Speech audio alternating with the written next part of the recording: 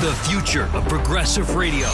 This is the Dean Obadala Show on Sirius XM Progress 127. And welcome back, Dean Obadala Show. We're live. I don't care if 4th of July is coming up. We're working every day. I am the immigrant son. I am the son of an immigrant. All right, we're off after tomorrow. But still, we will be here tomorrow. And in studio right now, you hear him laughing. Our friend Jorge Olivares, host of his own show on this very channel, Affirmative Reaction, Saturdays noon to 2 p.m. 2 p.m. or 3 p.m.? 2 p.m. 2 p.m. Right. Why did I have to spend so much time thinking about producer on John Fugelsang, and activist in his own right and writes a lot of stuff. Jorge, welcome, my friend. Thanks for having me. So I want to cover a lot of topics with you. You're the perfect person. First of all, you went to the Pride Parade. I saw pictures. I did. Just your general takeaway of the event before we get into what it meant and all that kind of stuff. Yeah. Like just a human level. So a few years ago, I had it in my head. I was like, I'm a millennial. I can create my own brand. So that's where I launched Hey Jorge.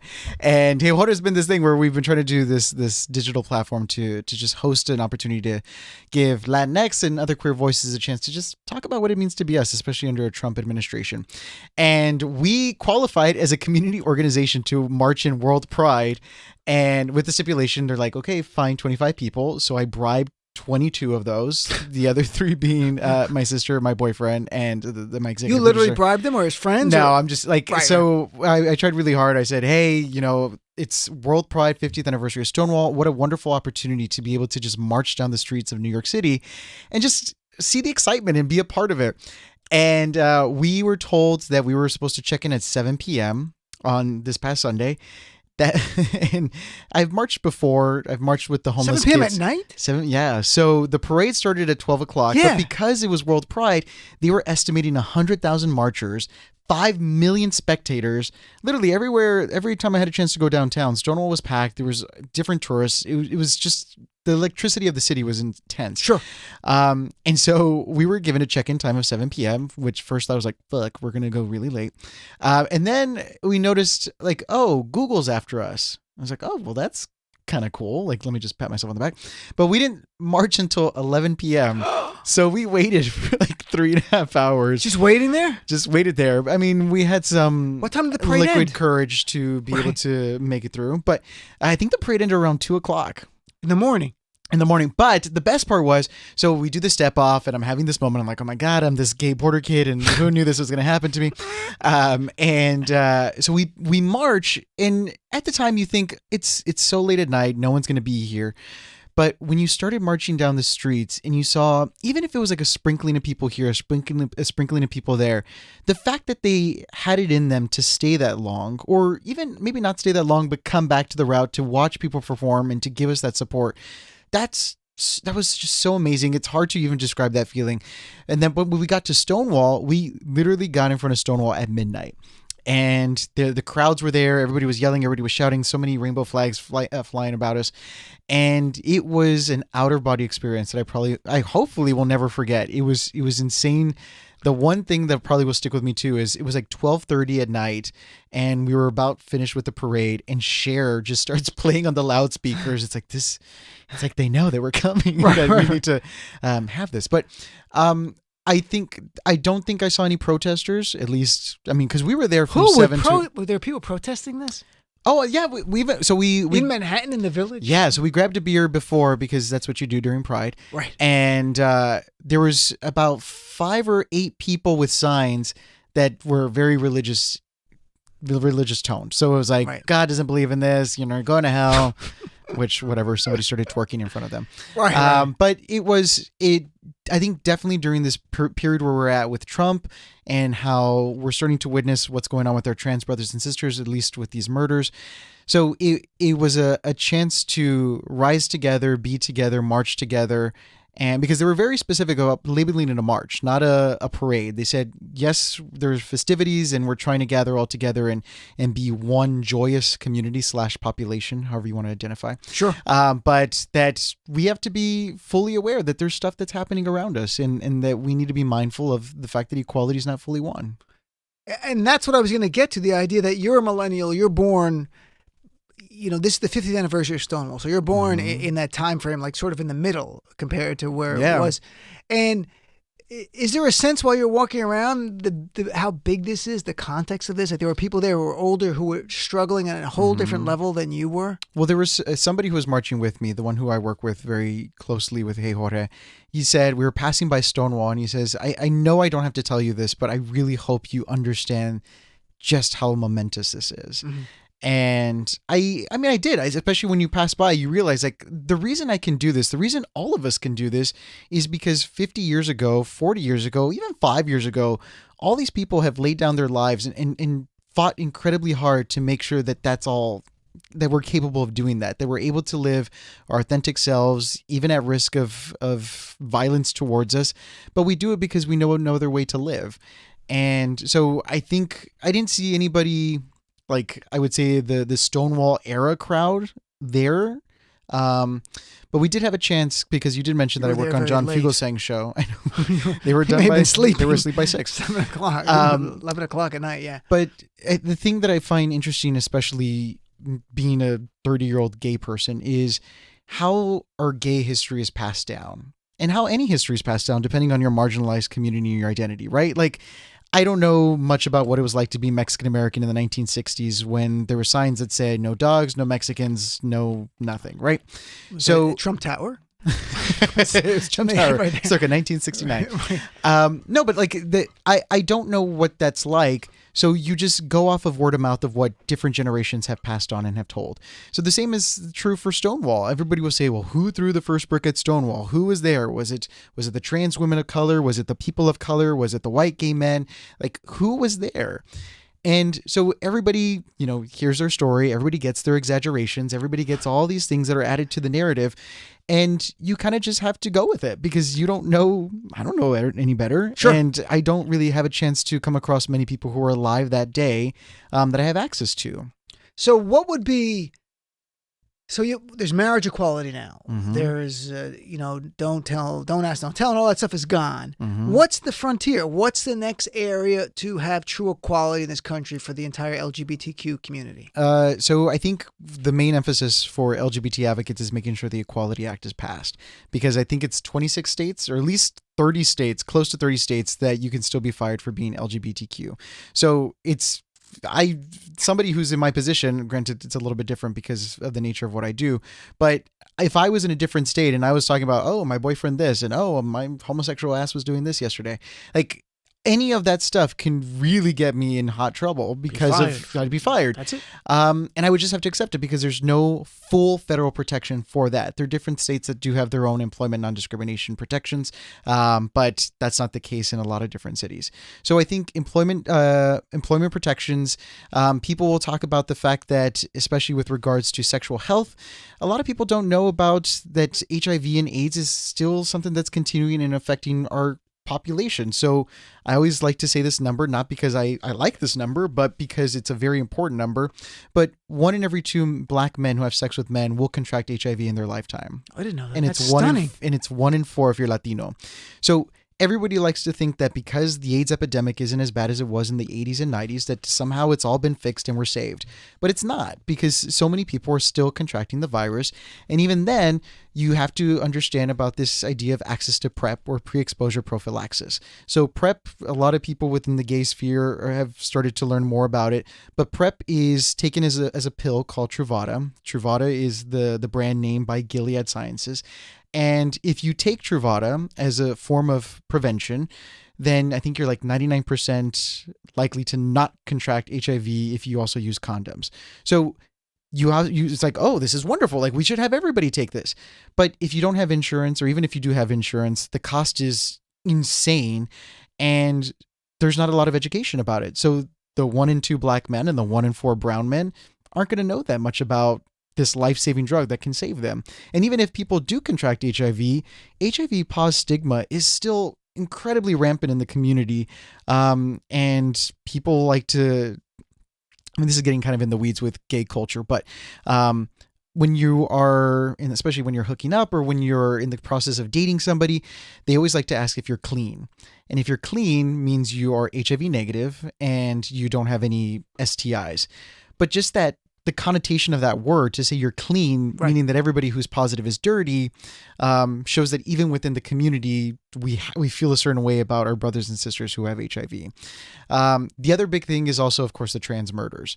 I think in Dallas alone, there was 3 women who died. And even when that happens, there's an issue of misgendering. So if it's printed in the newspaper or if there are police reports about it, sometimes they'll use the person's birth name or what they call the dead name, meaning this person no longer exists. They, when they transition, they became the person that they truly meant to be. So different outlets will use dead names. People will be transphobic. There will be so much that goes on that hinders investigations into trans murders. And I think what's happening with the trans community on a political level with regards to the Trump administration, the trans ban, and making it more difficult for trans people to access housing, within the LGBT of those 4 letters, the T is what's getting it the worst right now under Trump. Clearly, I mean, he's actually sanctioned discrimination against the T of the LGBT for the military, and also under the guise of religious liberty, which is not the religion of Jesus Christ, but they're same people who tell us they love Jesus, allowed to be turned away from homeless shelters if you're transgender, turned away from medical care. And it's stunning to see what's going on there. Going back to AIDS for a second, there was a time, clearly it was an epidemic. There was movies about it, famous movies, even current ones made about that time.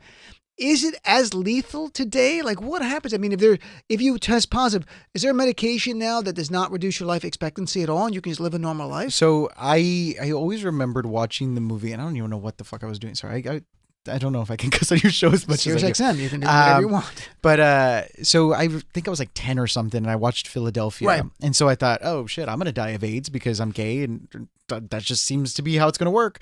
And then obviously when I got a little bit older, I understood just that wasn't going to be the case because times are different, medication's different. So there's 2 different campaigns, one being the PrEP campaign that I mentioned about taking this pill to prevent HIV. The other is that a lot of people are trying to raise awareness about is U equals U. And so the first U is undetectable, meaning if you are somebody who is HIV positive, your viral load is completely undetectable, meaning that it's not as the number of, I don't really know how to phrase it, but so the Tell me in viral load, Spanish. No, I'm kidding. then it makes it easier. No, it seemed like you're like, when people Well, try to but translate. it's easier to say, I guess, as the phrase. So the U equals U means undetectable equals untransmittable. So if your viral load is undetectable, then you cannot transmit the virus to a partner who is HIV negative. But not that many people know that. So more and more health departments are trying to make sure that people are aware of what U equals U means. So that's something that's a big issue. But I think it's still tough. I think people, especially because of this PrEP and because of using this medication, they think that there aren't other risks that are involved, but health professionals will say if you're taking PrEP, it only prevents the transmission of HIV, not gonorrhea, not chlamydia, not syphilis, not any other of the STIs that are still very rampant in the LGBTQ community. So I think people are starting to remember. I love that there's still a section of LGBT activists who are involved in ACT UP. I love that a lot of the shirts. At one point, they were the ones who were disrupting things. They get attention because people in the community were dying at epidemic proportions. And it had to be done. I mean, you look back now and okay, some of them are rude, let's say, whatever. The people were dying. People in their community were dying. Their brothers and sisters and friends were dying. I remember, so I used my first channel that I worked on here at SiriusXM was AlQ, which was the LGBT channel.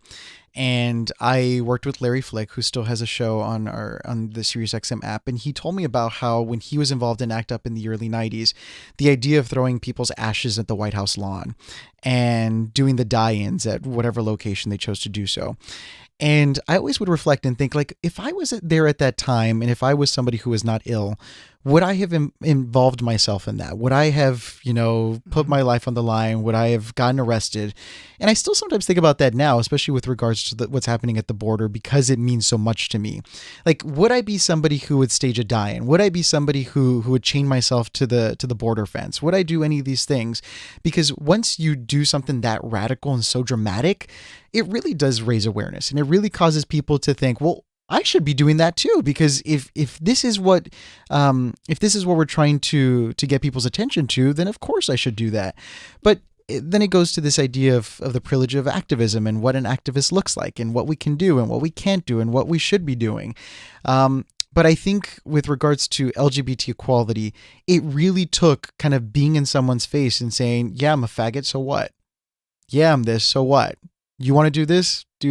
Take that. Like it needed to be confrontational. It needed to be very much in your face, who we are, why we are, and why you need to accept it.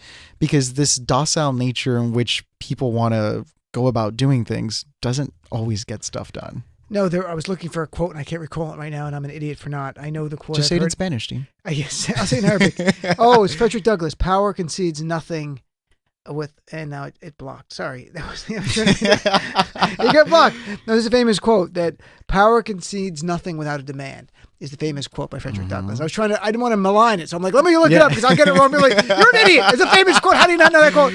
But you have to make a demand. Things don't change in our society. My mom always said this to me, a Sicilian mom, and I always remember this. When I was a kid, I didn't know what she meant. Now, as I got older, my father's philosophy, the immigrant, was work hard, you'll succeed. My mother's is, no one's going to give you something because you're a nice kid. You got to go get it. If you want it, go get it and take it. So I fuse the two together. Go after what you want, but work hard to get it. Yeah. So it's not like, my mom, maybe it was a white privilege thing, even though she was born here and the son of immigrants and she viewed herself as Italian first. My dad is an immigrant. Like, the only way you succeed is work hard. So I have the two. So I joke, like, I'm like Malcolm X in a polo shirt, like I'm like, by any means necessary, but first, a nice Frappuccino. I'm going to have a Frappuccino. I'm going to use my Bitcoin and pay for it. Yeah. And then we're going for the White Devils. Make that cappuccino, White Devil. So, like, this is the world that I live in, where I have all the anger of anyone who's a wrong minority. But I was raised to be white. That's my mom wanted Dean. I was joking earlier in the show. I heard my Qasim Rashid is running for state senate. His name is Qasim. I said my life would be different. My dad wanted to name me Salahuddin. Imagine my name was Salahuddin. That was my real name on my birth certificate, on my passport. Yeah. How my life would be, I'd be taking a bus everywhere. There'd be no flying. No, a lot of walking. But how scary is that we have to think about stuff like that? That's simple. Like if my name was different, if or it was Muhammad, just a different name.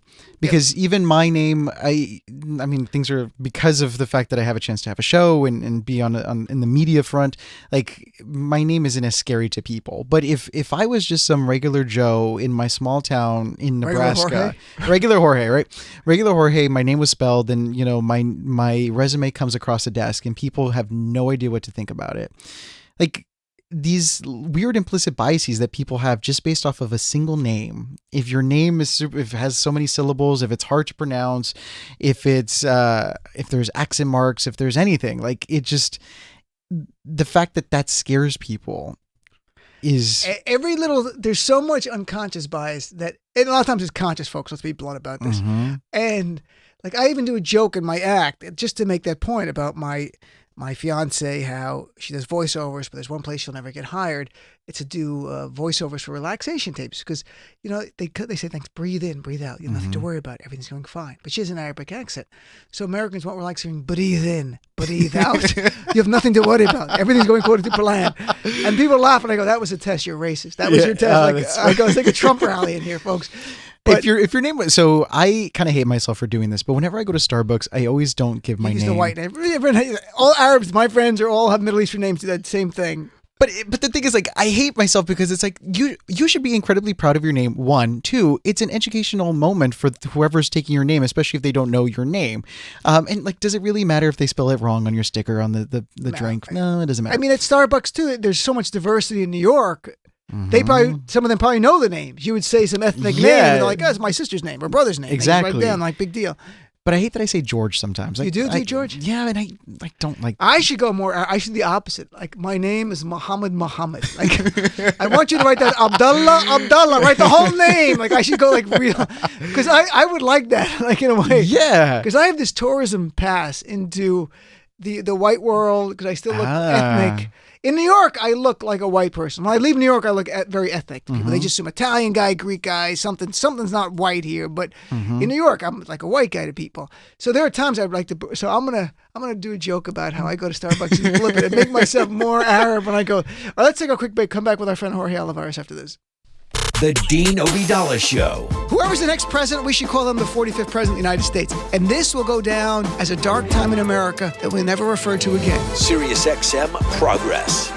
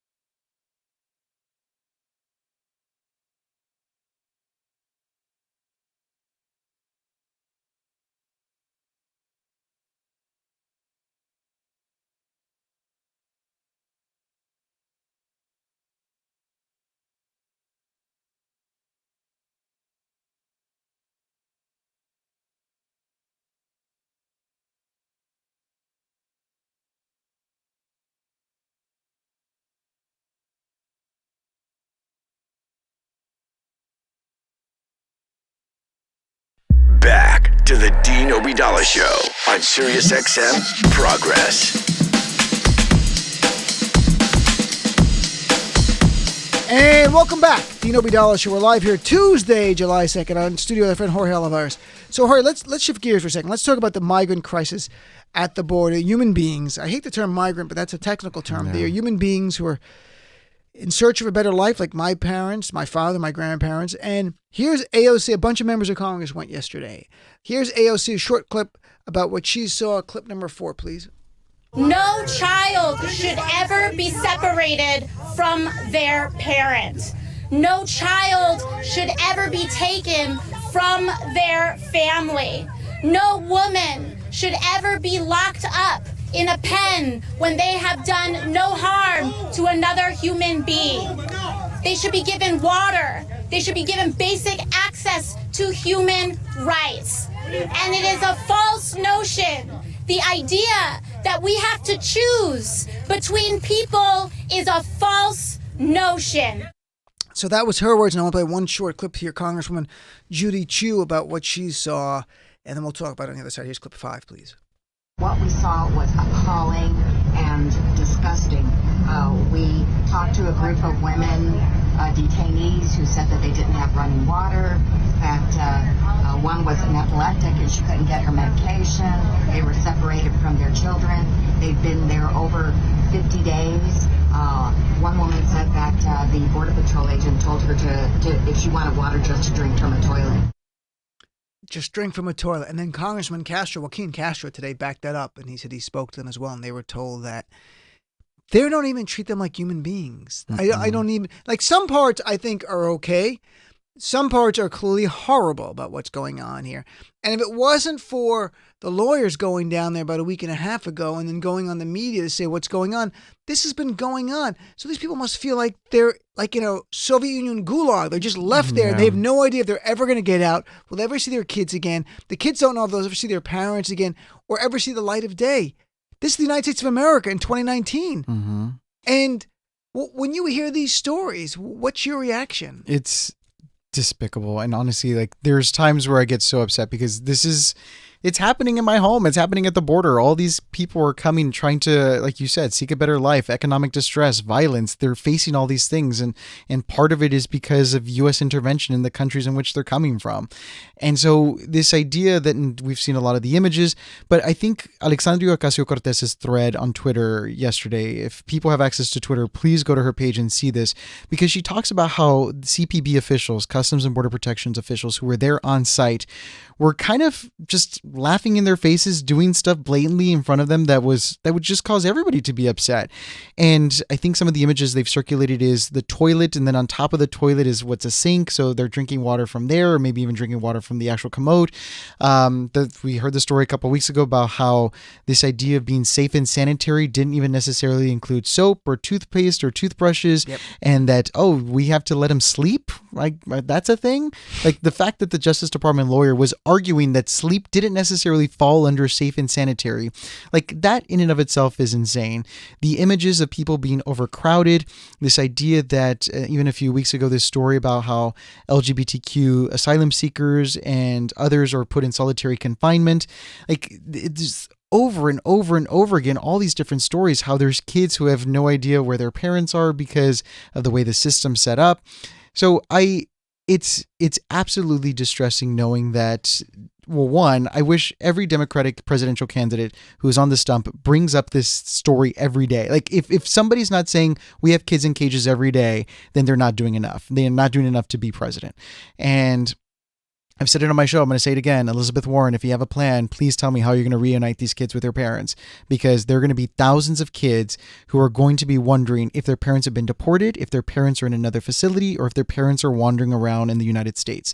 There are also the stories about kids being adopted out after they've been, I didn't know that. Yeah. So there was a story about some parents who were kept in confinement, and the kids, they let them out. They were going to give them to other family members who were in the United States. That didn't work. Somebody fostered the child. And so now that parent, that foster parent's trying to adopt a kid that belongs to somebody who did not give up their child for adoption.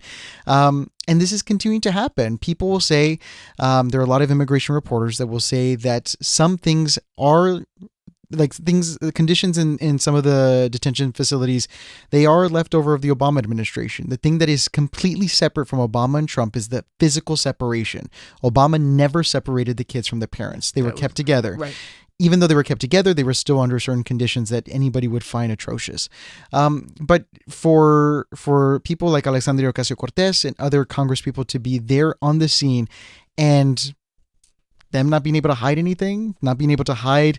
There was a story a few days ago about how there was a kid who didn't have a diaper, who was just wandering around with pee-soaked pants, that there were kids who were being forced to act as adults and guardians for other kids, that there's no medication, that doctors are being told that they can't provide medication.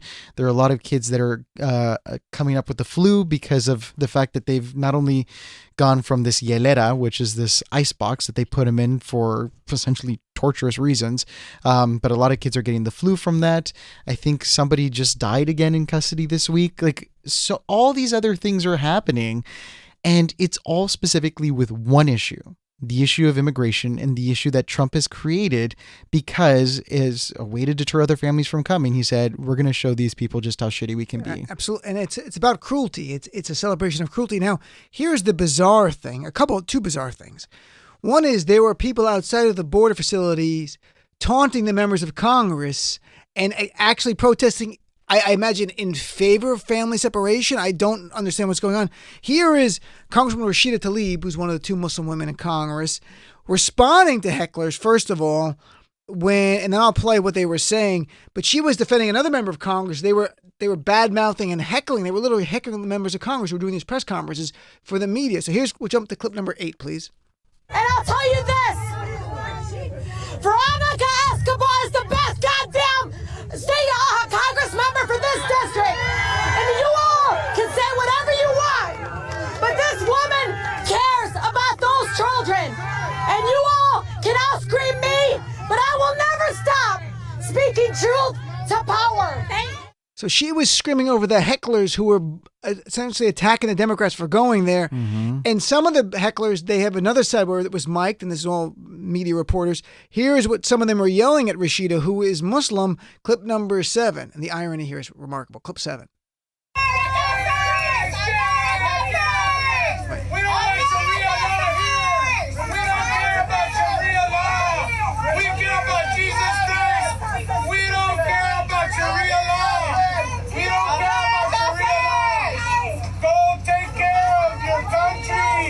So we care about Jesus Christ. They're outside a facility that is treating children in a way that they're literally dying and people are suffering. And they're out there heckling the members of Congress who are going to bring attention, and they're doing it in the name of their view of Jesus Christ. We don't want your Sharia law there. This is off the charts garbage, what is going on. What has happened to our country? Not our country, these people who, and I think it is a straight line to Trump. The celebration of cruelty is something that this man has given them from 2015. But cruelty to people that aren't white. Exactly. That's exactly what this is. So these are, I've seen on Twitter countless things, and you've probably seen it too, or Facebook posts. Well, it's the parents' faults for bringing him there. They didn't bring him there. They wouldn't do it, as opposed to the family separation policy, which is inhumane. That's what's separating them. They would not be dying if they were just coming over the border. You were doing the normal processing. And correct me if I'm wrong, the people who apply for asylum, over 90%, 92, 93% return for their court dates. It's not like this lie that they have on the right where it's catch and release, we never see them again. No, 92, 93, 94% show up for their court dates, often 6 months, a year later, because they want to be here legally documented so they can live their life here. They're not here to run around. So many people forget, like if you think about, especially if someone's coming from Guatemala, think about how far that is from Guatemala to the United States. If somebody especially is going by foot, or if they're going with the help of a coyote. Now, a coyote is somebody who isn't necessarily in it for the people who are traveling. They're in it for themselves, trying to make whatever money that it is. And so think about if you're in a position where not only it's you, let's say you're a single mother, you have 3 kids, and you live in a country and you realize that, oh shit, I got to get out of here because we might not be able to survive. So think about what it takes for you to not only leave your country of origin where you feel like at least you know people, leave that country of origin, trust your life in safety with somebody who doesn't have your best interests at heart, travel thousands of miles and then come to a country and then be separated by a system, and then have people tell you that it's because you want to mooch off the system and because you're over here trying to take jobs away from other Americans. So when people actually look at the strife that motivates people to leave, that is causing them to leave, that this is not just an easy decision that you wake up, you're like, you know what? I think I'm going to go to the United States today. It'll be so much fun and so much easier to do that there. Like that's just not what happens. And so that's been aggravating. The stuff with the Border Patrol officials, the Facebook group. We'll talk about that in a second. That's been insane. Everybody coming after Julian Castro and the Democratic presidential candidates who agree with him about making border crossings a civil offense, not a criminal offense, saying now Democrats are for open borders and we're going to have open borders and we're incentivizing people coming to the border.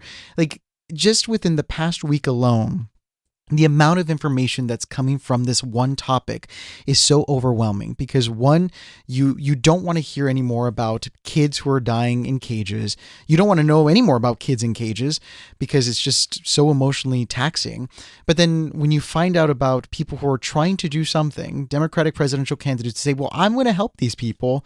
And then people turning around and trying to put words in their mouth. Like it's just with this alone, I can see how people are completely sidetracked. And speaking of the Facebook controversy, scandal, and I just had Congressman Ro Khanna on who said, and he's in House Oversight, that they'll do oversight and they want these members of the Custom Border Patrol fired. I mean, there's no doubt about it. They want them out of there. And what happened was ProPublica broke this story about 9,500 members of Border Patrol and even former Border Patrol agents were in this Facebook group, and some of them just exchanging normal things, but others there were joking about the death of migrants, talked about throwing burritos at Latin members of Congress coming through, had a vile image of AOC engaged in oral sex with Trump, laughing about mocking to death. If they die, they die.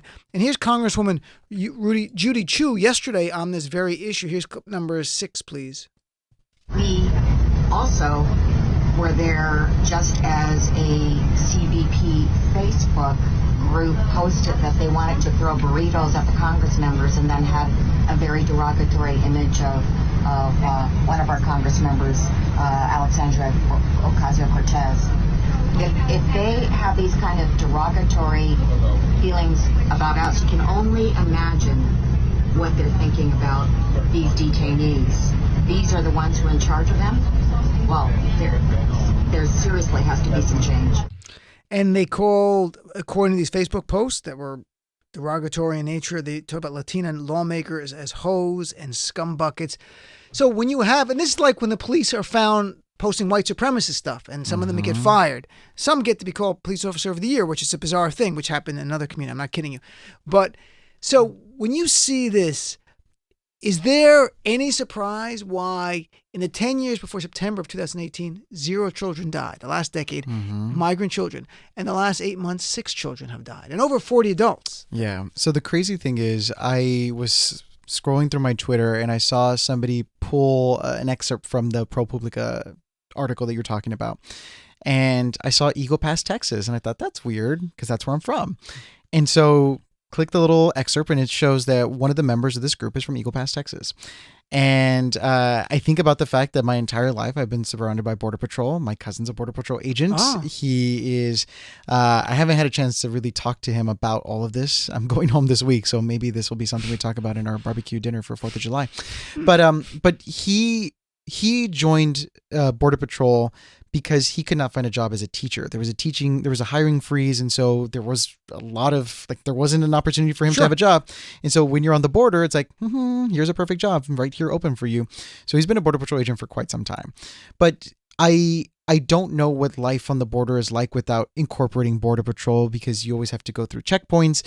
You always see, because we're close to the river, you always see the different vans patrolling whether or not they're bringing in immigrants.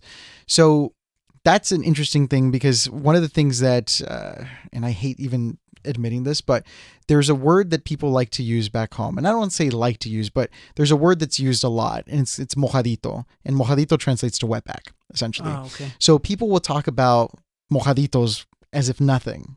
Literally, it'll just fly off their mouth. Like, honestly, that mojadito over there, that mojadito over there. And so when that's kind of part of the culture, you can understand how Border Patrol officials who deal with this on a daily basis might try to think that that's humorous when it's really degrading. And so that idea is fascinating in and of itself. The other thing that I've come to think is really weird, if you go to Twitter, the fact that CPB, Customs and Border Protection, and ICE have Twitter pages that are they're weird propaganda recruiting sites. So if you look at the description for CPB, it says, we're recruiting or looking for jobs. If you're looking for a job with this, come apply. So my thing is, if you know, at least since the beginning of the Trump administration, what's been happening, because zero tolerance has been happening even before we knew it. So if you're fully aware, you see these images, you hear these stories, you know what's taking place in these facilities, and you still go to these pages and think, maybe I want to work at CPB, then what does that say about you? Unless you think you can change it. I mean, there are some who might go, maybe I can change the culture. I don't know. I mean, look, there are good cops and bad cops. So I suppose that's true. But when 9,000 people are part of this Facebook and no one group? reports them, but also someone must have leaked to the ProPublica. But here's the thing. When you have Donald Trump saying that the migrants who are coming in are gangs, they're Middle Easterners, he used that term, that they're going to kill people unless we stop them now, that's exact words. It's an invasion force. If you believe that, then even the kids are just children of bad people. So why would you care if the kid cries or has mucus on their shirt or has no diapers on? These are children of bad people. He's dehumanized them the same way other leaders have done in dark times in world history.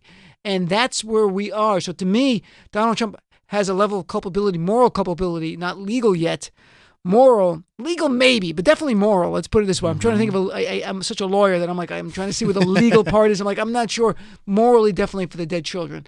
It's on his watch, under his command, under the tone he has set of cravenness and callousness. But let's take a break and come back with our friend Jorge Olivares right after this. The Dean Obidala Show. Voting is the most important civil right of our era because the right to vote preserves all other rights. It's not the Second Amendment. It's not guns. It's voting. Sirius XM Progress.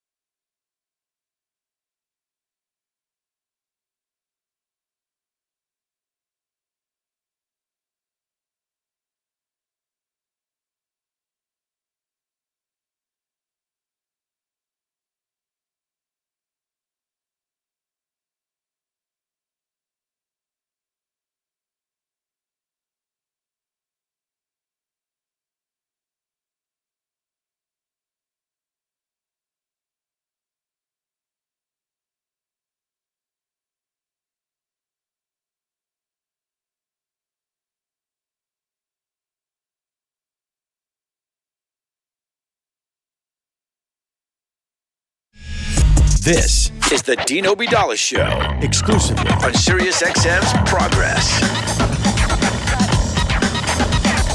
And welcome back, Dean Obidala Show. We're live right here, Tuesday, July 2nd. We'll be live tomorrow night as well, my friends. Stick around here. Of course, I'll be on Twitter all the time, all weekend at Dean Obidala. No, you should take a break from Twitter, especially 4th of July weekend. Drop Be me. patriotic, I have Dean. to taunt Trump. And even over the holiday weekend, Dean at deanofradio.com. So, Jorge Olivares, let's talk about the debate. You cover them live here for Sirius XM. I was leaving those 2 nights, and there's You Jorge ran out coming of in. here, and I came in here with my notepad. You made a great point, though, about debate number 1, why Beto looks so stunned by Julian Castro. Tell me the point about why it was so stunning. So Julian Castro and Beto O'Rourke were in the first debate, and when Beto was running for Senate against Ted Cruz, Julian and his brother Joaquin traveled pretty much around the state with him. And so I have a picture of my sister with both Julian and Beto, and they were very much on the same team. But Julian announced first. There wasn't as much heat around it until when Beto, as it was when Beto announced. Beto had the Vanity Fair cover. Yeah. He was asked by Oprah during this specific event she was holding in New York. And so there was a fever that was surrounding Beto because he was just coming off of the race with Ted Cruz, and everybody still liked him. He trended very well. And Julian knows that. And so Julian found a chance to kind of lay into somebody who Beto had a lot of flowery answers during the debate. He didn't really give much substance. He sounded like he was giving a speech for his debate class. And Julian saw weakness. And at this point, he needs to be able to pounce on that weakness because he's trying to get Democratic voters in Texas. He's trying to win over the support that Beto has in Texas, because here you have 2 Democrats from Texas. You're like, and people are trying to figure out who to support. And so that's where Julian came in with the immigration thing and said, have you been doing your homework? Or it looks like you haven't done your homework. Do your homework. But but Beto, he floundered so hard, and you could tell. But you're that saying he the was human not, dynamic, though, is what must have stunned him. This is his friend. Oh yeah, this is his Julian buddy. Castro. That's the weird thing, folks, because all of us watched Beto, and he became withdrawn the entire time. He was so stunned by his friend Julian doing that on this national stage, as opposed to pulling him aside before and going, hey, buddy, what are you doing on this issue? But I had this, so I don't remember why I was in a Lyft car, probably drunk, but I was in a Lyft car and I was having a conversation with, sorry folks, that's a lot about me.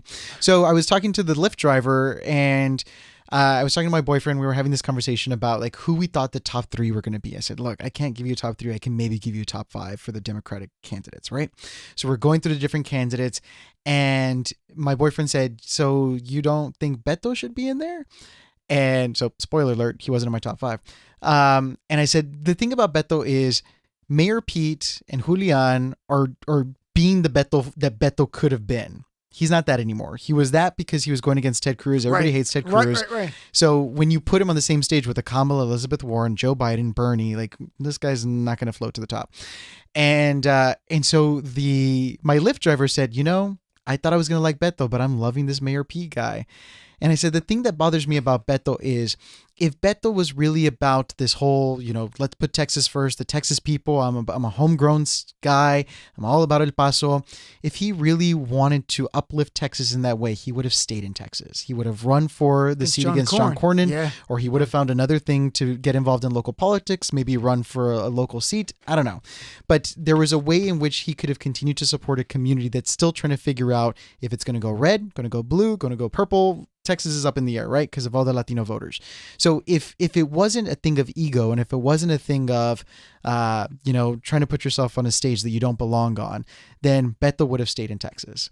And the thing with Julian is Julian at least has had a chance to go on the national stage, was the Housing and Urban Development Secretary, was floated as a potential vice presidential pick for Hillary Clinton. Mm-hmm. So the guy's been around and has proven himself. Getting no traction. Still, after the debate, he did well. It got no traction in the polls. I know. But I think his favorability went up. That's his the one favorability thing. Went up, and I think a lot of his fundraising went up too. I think he raised a significant amount of money after that. But here's the stunning thing. Look, to put it in perspective here, last June, just a month ago, I knew there'd be a change from the debate. I didn't know how much would change. Mm-hmm. In June 11th, last poll of Quinnipiac, using the same polling service. It's a very good polling service. Biden at 30, Harris at 7%. Today, poll came out, Biden at 22, so he dropped 8 points. Harris went to 20. To think about one debate changed 13 points is unheard of. It shows the softness of support for some of the other people, that it was name recognition for Biden a lot, and that people watched him. And I really thought this was for Biden to lose. Like if he had a really good debate and these numbers didn't move and he had like a 15-point gap still, he had another good debate in August, he was going to be the nominee. Yeah. He could write it. He's going to have to hustle. He's going to have to really hustle. I don't know if he's going to hustle. But I'm, as much as I loved the Obama years, as much as I loved Obama as president, that time's over. And it was the Obama years. It wasn't the Biden years. True, but the thing is, Biden was attached to those Obama years, so the nostalgia surrounding that is still very much with people because we're seeing the atrocities of the Trump administration. Everybody wants to go back and remember when? Oh, wasn't this amazing? This was so great, and all of that involved Biden as VP, and so Biden maybe is trying to work off that and trying to get people to align themselves with him because of that. But if, like you said, would you say 2004 was the last time? The last time Democrats nominated a white guy was 2004. The last time 2019, about to be 2020. And the last time a white man won for Democrats as a presidential nominee was 1996, folks. It's a long time ago. It is a long time ago. 2000 we lost 2004, and then it was Obama two times, and then Hillary. All right, let's take one more quick break. We'll come right back with our friend Jorge. Dean Obadala Show on Sirius XM Progress 127.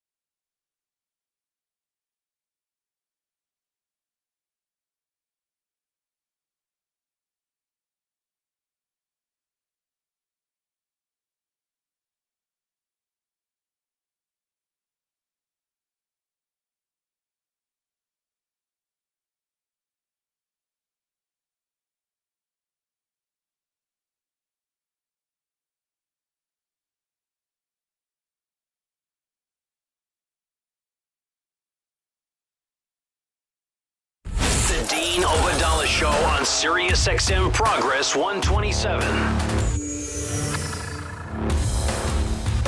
And welcome back, Dean Obadala Show. Tuesday, July 2nd. We're here with our friend Jorge Oliveira. So, Jorge, Yes. well, what do you think about Trump having this salute to himself on the 4th of July? Can you believe this is no outrage by the right? If Obama had brought in tanks to salute him, and Blue Angels were going to go on vacation, and now they can't go on vacation, they have to fly over Trump, and he personally planned a lot of this himself.